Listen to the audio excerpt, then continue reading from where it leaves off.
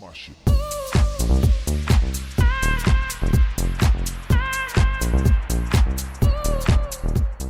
Hey Jammers, Jones here, back with another video. Today is Animal Jam conspiracy time, so sit back, relax, and enjoy. We all know Animal Jam is a fun and light-hearted game, where you run around being friends with everyone. But what if Animal Jam is darker and more scary than you could ever imagine?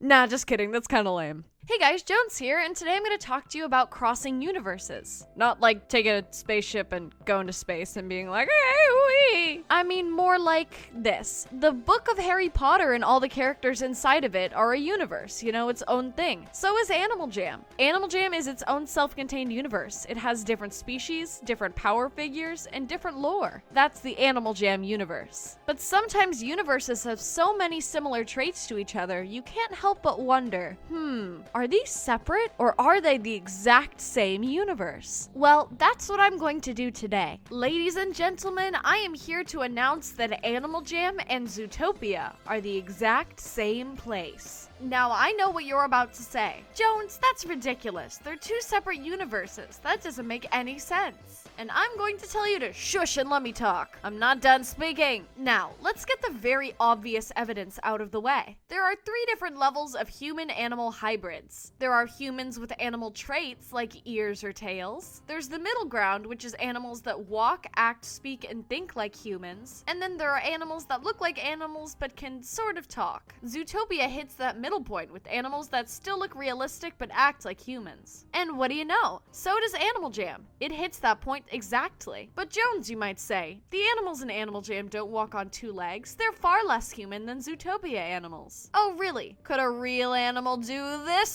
Or this? Or this? I didn't think so. Let's not forget to mention the clothing. In Zootopia, everyone wears clothing like a normal human being. It's kind of weird not to. And same with Animal Jam. While accessories are definitely optional in this game, it still adds a lot of personality and traits to your character to equip them with some sort of item. For example, you can tell that Judy Hopps is a police officer because of her outfit. And just like that, you can tell that my sloth is a clown because of the way he dresses. Now, let's move on to the piece of information that I think is most important.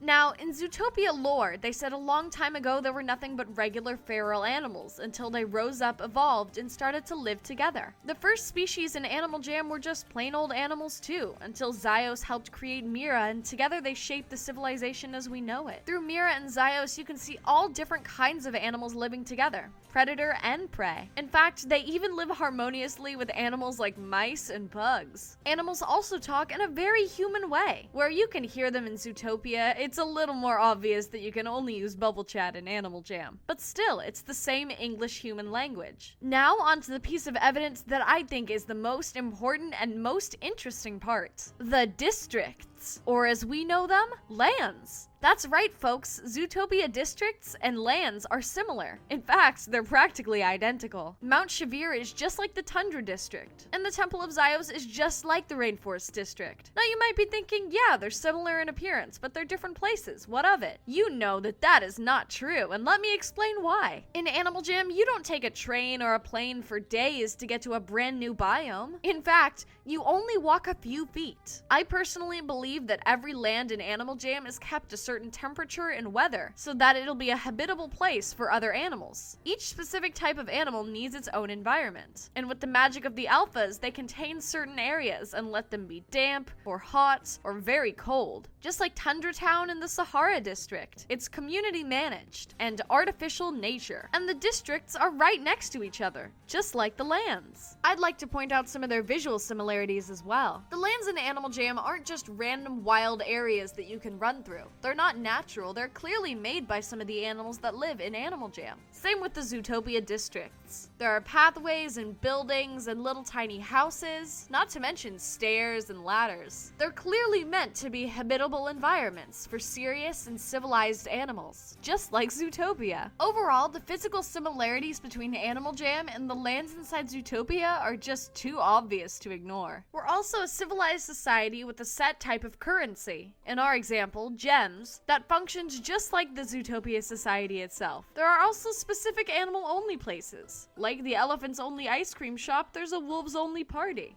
Okay. Now onto one of my favorite pieces of evidence that I think is the most interesting and compelling part yet. You know night howlers, one of the most dangerous things in Zootopia? Yeah, Animal Jam has the same thing. Whoa, before you start getting on my case of how untrue that is, let me explain. You see, it's not the flower itself that's damaging and corrosive in Zootopia. It's actually its extract, which is, in essence, a very toxic poison. And in Animal Jam, what brackish, purpley dark evil fluid makes animals go corrupt when it touches them? That's right, phantom goo. Night Howler extract has the same toxic and corrupting effect towards animals and bugs as phantoms do. $10 says that Night Howler extract is the exact same type of chemical that phantom goo is. I mean, it's a little bit too much of a coincidence to ignore. There are also some pretty nebulous concepts that make Animal Jam and Zootopia pretty similar. Zootopia's whole theme is that anyone can be anything, and Animal Jam replicates that perfectly. You want to be a role player? Sure, dude, go on ahead. A doctor? Yeah, you can be that too. What about Cupid? You want to be Cupid? Yeah, you can be Cupid too. The culture that's shown in Zootopia of people getting over arguments and overcoming their differences is just what Animal Jam is about. Now, in what way the universes are actually linked is still a mystery to me. Maybe Animal Jam is set in Zootopia's past, before the city was even created. Or maybe Animal Jam is a little offshore town far away from the rest of civilization. Either way, there are too many similarities to ignore. What other similarities have you noticed? Write them in the comments below. And thank you guys for watching this Animal Jam video. If you liked it, be sure to leave a like down below, and if you want to see more stuff like this, hey, why not subscribe? As always, jammers, stay safe and jam on.